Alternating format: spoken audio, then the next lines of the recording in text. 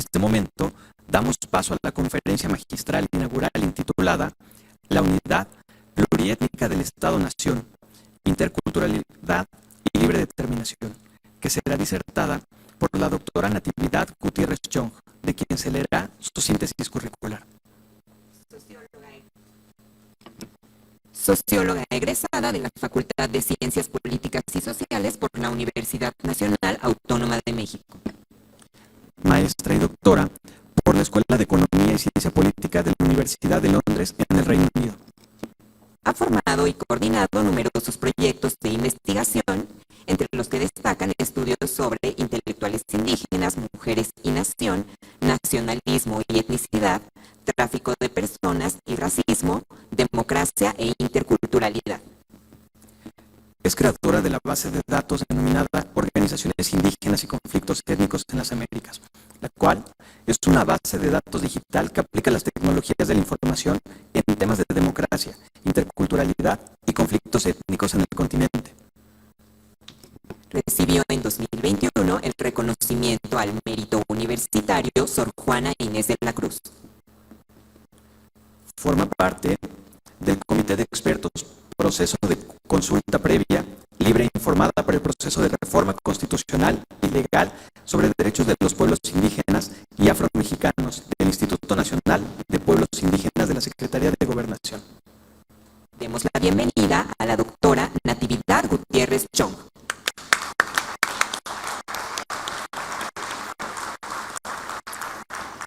Asimismo, damos la bienvenida al magistrado Edgar Hernán Mejía López, quien fungirá como moderador de esta conferencia y a quien recibimos con un fuerte aplauso.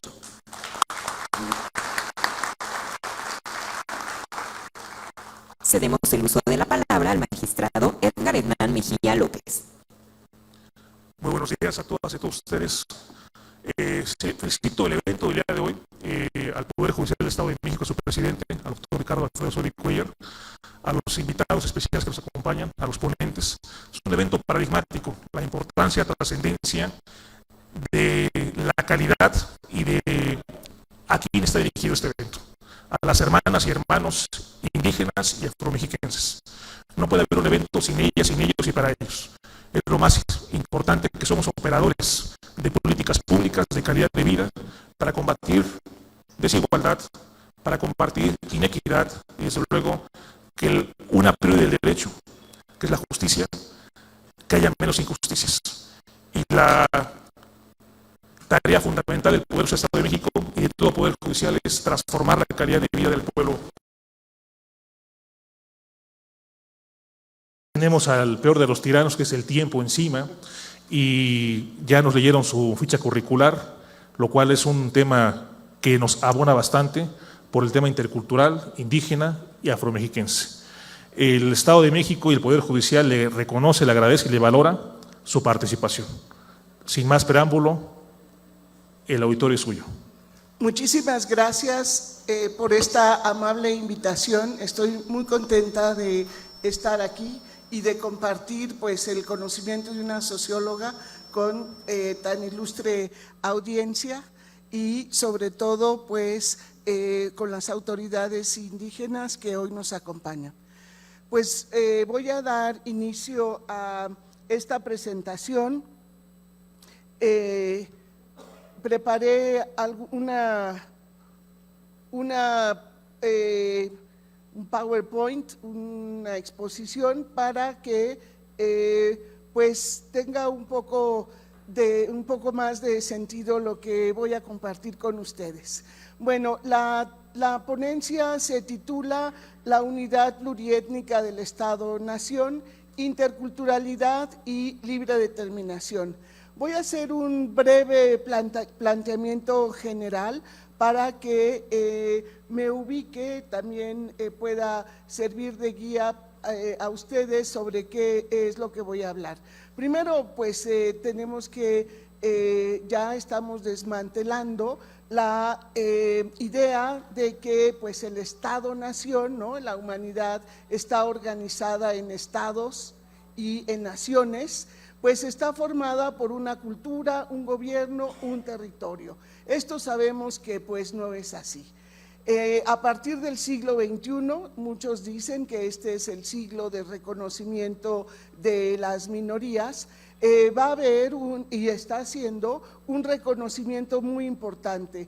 Este siglo vamos a tener entonces pues la importancia de generar todo tipo de planteamientos desde la sociedad, la política, la jurisprudencia, la economía, para poder enfrentar y favorecer y robustecer las diversidades que están representadas en quienes hemos llamado minorías.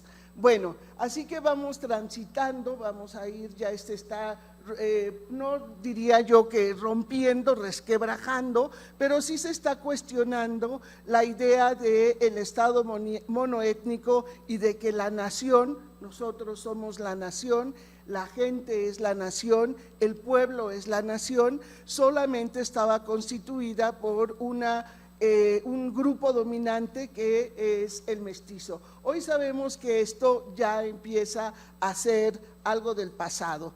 Así que el proyecto de nación que tenemos por delante es multicultural, es decir, un reconocimiento a todas las diversidades, y lo que es muy importante es empezar a construir el tipo de Estado que va a garantizar el reconocimiento a esas diversidades. A ese reconocimiento se incluyen desde luego nuestros pueblos originarios, el pueblo afromexicano y también las comunidades de inmigrantes desde el siglo XIX que han permanecido invisibilizadas y ocultas. En el 2021, en mayo de 2021, el presidente de México, por ejemplo, ofreció una disculpa a el pueblo chino que sufrió una masacre en Torreón en 1921. Entonces, ese tipo de acercamientos a las diversas comunidades, pues también es parte de la conformación de la nación pluricultural a la que aspiramos. Brevemente, yo identifico tres tipos de nacionalismo, digo nacionalismo en el vocabulario de la sociología se refiere a los momentos de surgimiento de Estado, sabemos que es el siglo XIX, la construcción de la nación por el Estado, porque la nación es construida y es construida básicamente a través de la educación pública y los medios de comunicación y todo tipo de comunicaciones también. Entonces, la nación no es algo natural, o que el hecho de que aquí haya cohesión social, de que por ejemplo nos podamos comunicar, pues no es algo gratuito.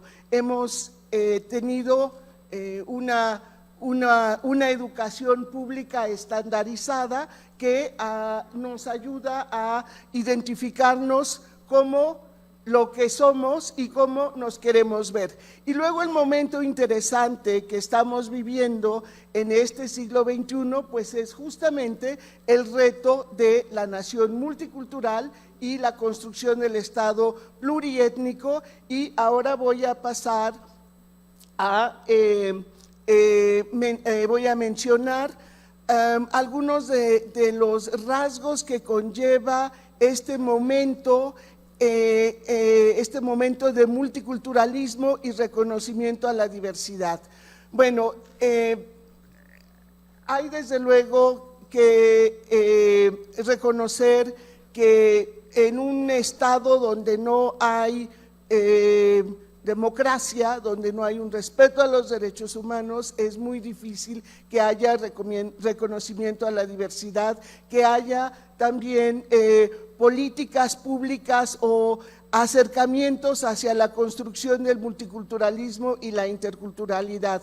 Y algo muy importante a lo que voy a dedicar algunos minutos es ¿qué es este derecho a la libre determinación y a la autonomía de los pueblos indios? Que no es ya una demanda, ya es un contenido del artículo segundo. Ahora, para que todo este cambio esté llevándose a cabo, pues diremos que hay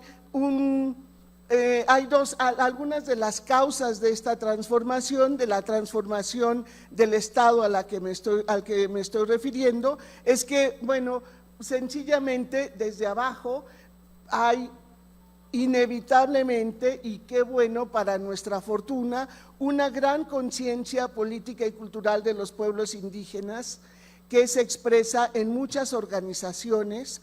En México decía Arturo Barman, los pueblos indígenas pasan haciendo mucha política, pero es una política que no se ve, que no se reconoce. Hay una gran organización, una gran capacidad de organización y también de llevar a cabo consensos. Y es algo que debemos de empezar a reconocer, esa forma de hacer política. Luego ha habido, el surgimiento del EZLN, que todos conocemos, y eso trajo también una polémica en torno a los acuerdos de San Andrés, que si estaban incluidas todas las mesas o no. Pero eso va a ser luego una importante discusión que va a ser recuperada en la última reforma que se ha hecho al artículo segundo. Y luego, desde arriba, bueno, pues también está la ventana de oportunidad, como se le llama, de la legislación internacional, el convenio 169, que muchos de ustedes seguramente aquí conocen, y la Declaración de los Derechos de los Pueblos Indígenas. Entonces, es importante algunos aspectos de este ámbito internacional. Por una parte, tenemos este concepto de multiculturalismo constitucional y que se refiere a los cambios a la Constitución que empiezan a ser un hecho frecuente a partir de los 90s, y tenemos la participación muy importante del sociólogo y antropólogo Rodolfo Staudenhagen, que tuvo mucho que ver para esta declaración de los derechos de los pueblos indígenas y tribales. Luego, la definición, la conceptualización de aquello que significa el derecho de los pueblos indígenas y afromexicano a la autonomía y libre determinación.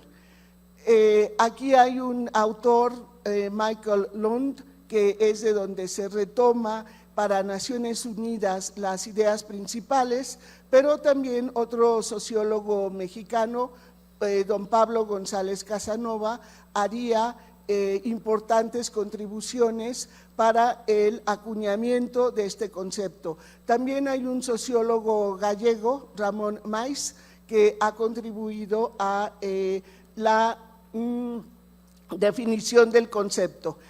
Entonces, esto hace posible que haya reformas importantes sobre cómo vamos a entender la nación. Y en cuarto punto, quiero referirme también a aquello que llamamos políticas afirmativas, que son dispositivos para políticas públicas interculturales e interseccionales. Interculturales porque la idea de que hay culturas mejores que otras, esa idea se va a la basura, eso no es cierto.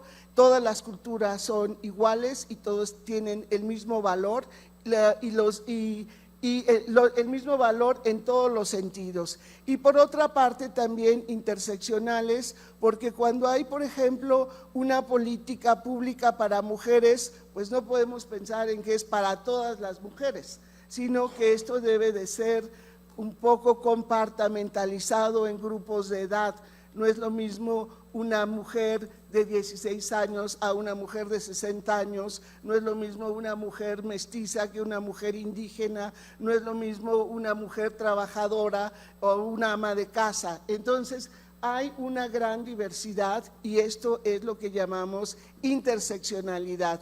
Y ahí hay una autora muy importante, Nancy Fraser, que habla de que, bueno, hay que reconocer y sobre ese reconocimiento hay que redistribuir, hay que poner pisos parejos. Luego también tenemos la agenda de los objetivos del milenio, la Agenda 2030, donde uno de sus objetivos es erradicar las brechas de desigualdad entre géneros en el mundo. Bueno, aquí tenemos el convenio 169, ustedes luego tendrán oportunidad de darle una revisada. Este es el doctor Rodolfo Stavenhagen, que en paz descansa, y ahí está su contribución en esta Declaración de las Naciones Unidas sobre los derechos de los pueblos indígenas. Y como dice el artículo 43, son apenas las normas mínimas para la supervivencia, la dignidad y el bienestar de los pueblos indígenas del mundo. Y a través de esta declaración es que se llevan a cabo reformas a los artículos de las constituciones, como se plantea en ese concepto de multiculturalismo constitucional. Ahora,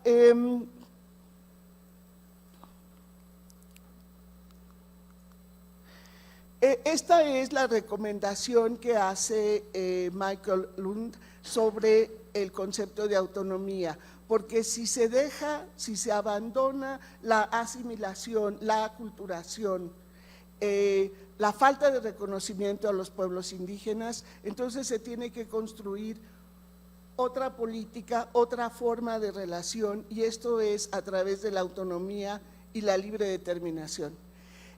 Así que el concepto de autonomía es flexible, se adapta para muchas circunstancias y su diseño no permite el separatismo, es decir, crear otros estados. Seguramente ustedes han escuchado que si hay autonomía se va a balcanizar el país. No se sabe ni qué es balcanizar el país, pero dicen que se va a balcanizar, ¿no? Que se va a fragmentar, que va a haber estados dentro de otro estado. No, esto, como lo voy a demostrar más adelante, hay muchos países que han incluido el derecho a la autonomía y la libre determinación para generar la coexistencia pacífica dentro de la cultura de la paz, el respeto a los derechos humanos y sobre todo para recuperar la dignidad histórica cultural de los pueblos indígenas. Ahora, esas tres líneas me parece que son muy importantes porque para que no se confunda, no se desvíe qué significa la libre determinación y la autonomía. Es el derecho a la libre determinación, es decir, a la capacidad de tomar decisiones, de administrar recursos, de elegir autoridades, en un marco constitucional de autonomía que asegure la unidad nacional. Estas tres líneas son muy importantes y esas tres líneas han quedado en las diferentes reformas que se han hecho al artículo 2.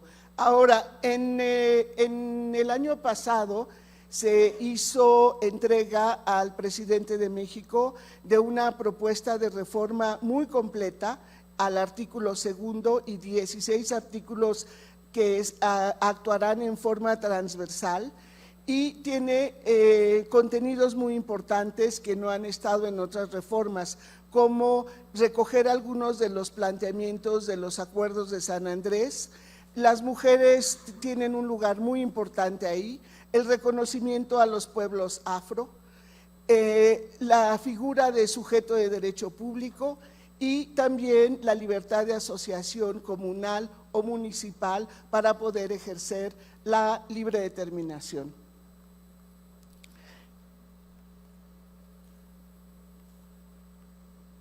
Bueno, estas son las reformas que ha habido al artículo 2.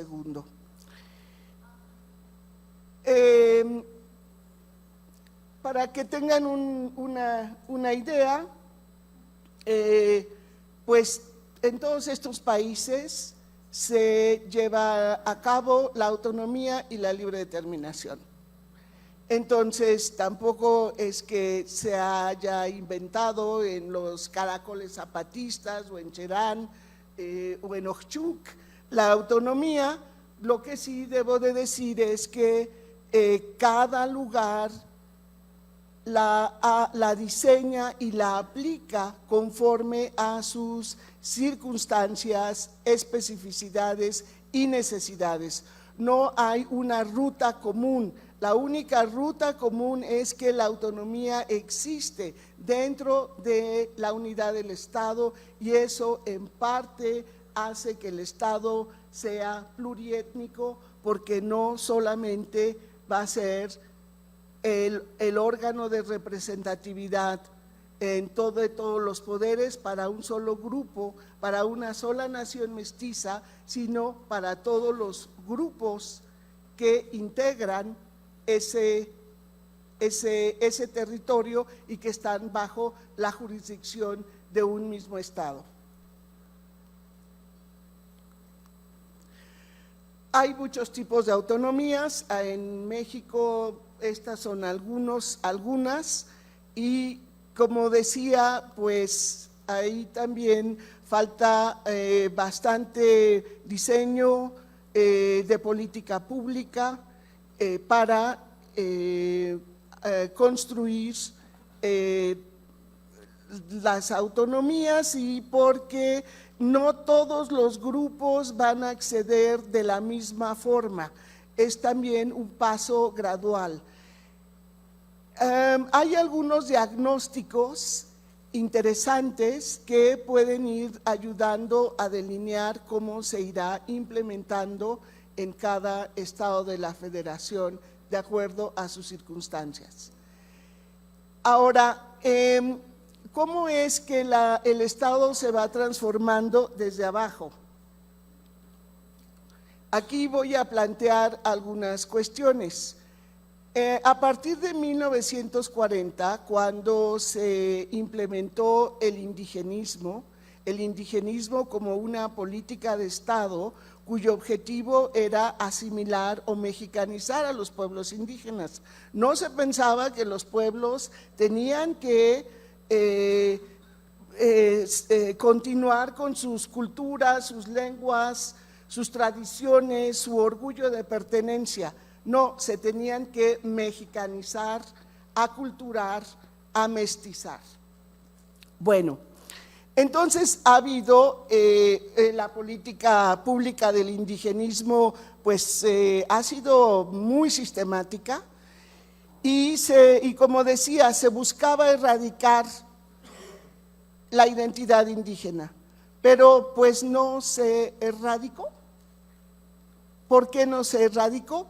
Pues porque también, y esto yo lo sostengo, que el Estado, al utilizar la educación pública como un medio para lograr la aculturación, pues los educandos, que luego fueron maestros bilingües, pues fueron los que tuvieron esa conciencia de, pues, ¿por qué vamos a rechazar nuestra cultura y nuestra lengua para ser parte de la nación mexicana? Y entonces utilizaron la educación. Como vemos, las normales pues son muy importantes en el sentido de que pues ahí han sido los semilleros de la conciencia política de los pueblos indígenas. Y hoy no solamente tenemos maestros bilingües, tenemos escritores, poetas, comunicadores, abogados, y empieza ya a formarse, ya es notoria, una élite de profesionistas e intelectuales indígenas. Con esto, ¿qué quiero decir? Porque son los mismos pueblos, a través de sus propios profesionales, de sus propios creadores, de sus propios liderazgos, los que deben de determinar el rumbo de cómo quieren ver sus culturas, sus futuros, y cómo quieren que los otros, o sea, los no indígenas, veamos cómo quieren ser ellos. Y eso solamente lo pueden hacer los pueblos indígenas.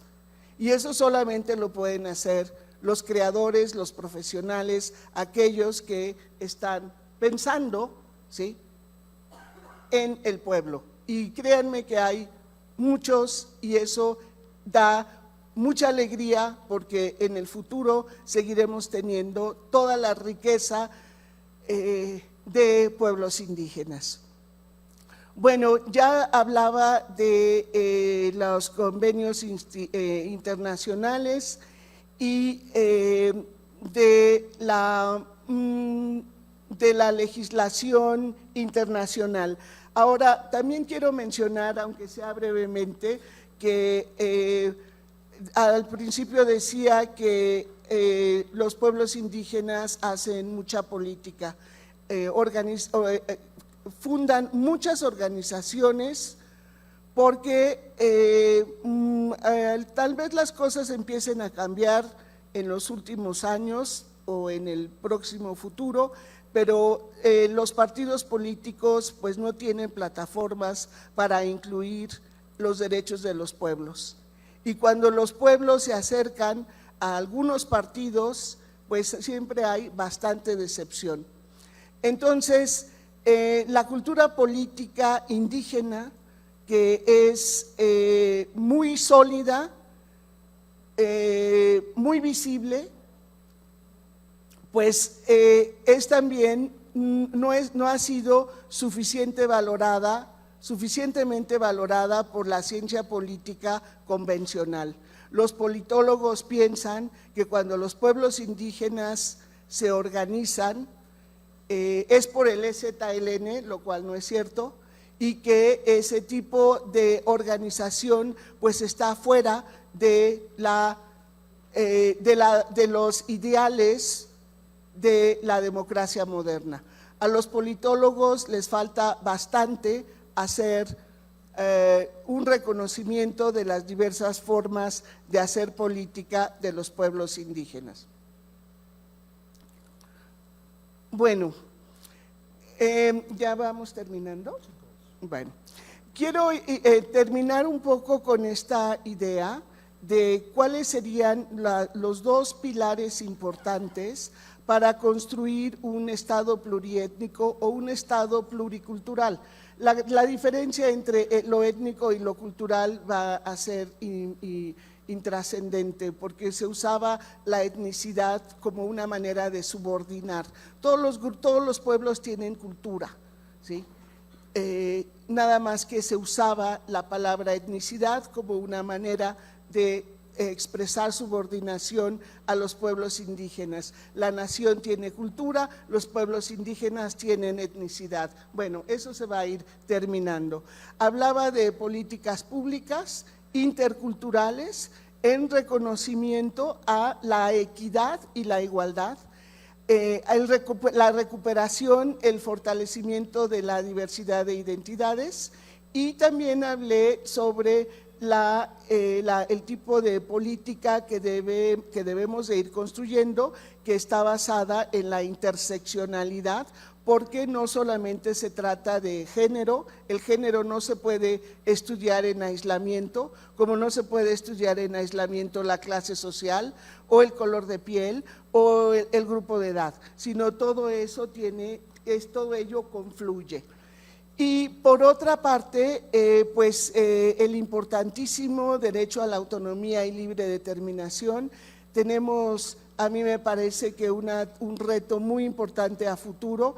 Habrá muchos sectores de la sociedad que se van a oponer a que los pueblos tengan autonomía en sus propios territorios y tengan capacidad de decidir en sus ámbitos, que ellos decidan, que ellos piensen que son los adecuados. Habrá muchas resistencias, pero es una tarea que toda la sociedad, todos los que creamos en que la nación es multicultural, debemos entrarle a defender esta propuesta, que como ya vimos, pues no vamos a ser los únicos en el mundo.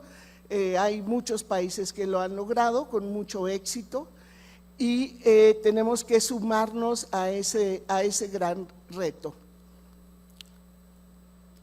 Como ya voy a ir terminando, voy a pasar a la conclusión. Y nosotros hablamos de la abolición del colonialismo interno, que esto quiere decir que en ciertas partes de la sociedad mexicana pues quedaron reductos de colonialismo, es decir, de relaciones de explotación, de dominación, y esto tiene que acabar también. Y solamente podrá terminar con la construcción de un Estado pluricultural y la transformación del concepto de nación. La interculturalidad, sin duda, se va a forjar como es una herramienta para lograr esa igualdad y equidad, y que va a ser complementaria para ejecutar el derecho a la autonomía y la libre determinación. La interculturalidad también nos sirve para construir los pisos parejos de las políticas afirmativas, de los programas sociales, de la abolición de privilegios. Eso es a lo que me refiero.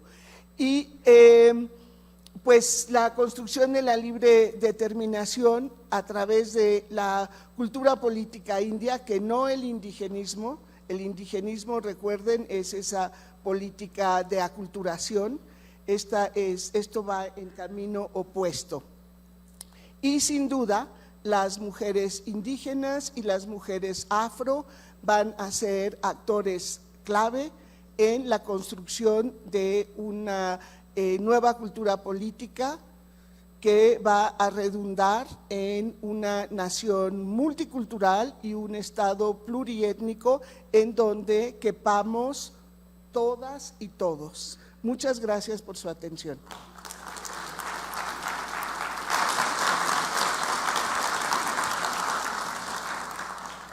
Muchas gracias a la doctora Natividad Gutiérrez Chong.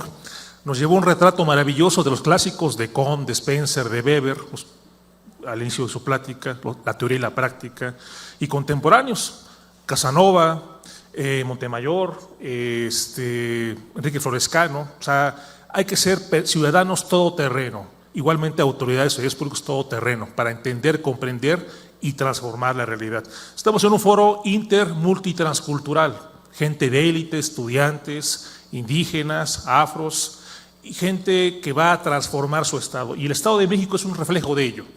Un Estado que es comparable con un Estado-nación como Chile, casi 20 millones de habitantes, y que, por ejemplo, nos acompaña Oaxaca, nos acompaña Hidalgo.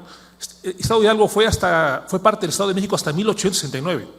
¿Y era parte de qué? De esa cuestión china, de esa cuestión de la NAO, de esa migración que había. Y no se diga Oaxaca, con su gran cantidad de municipios de qué, usos y costumbres, y comunidades qué, migrantes, libaneses, japoneses, que llega hasta Chiapas, porque Chiapas en la comunidad japonesa.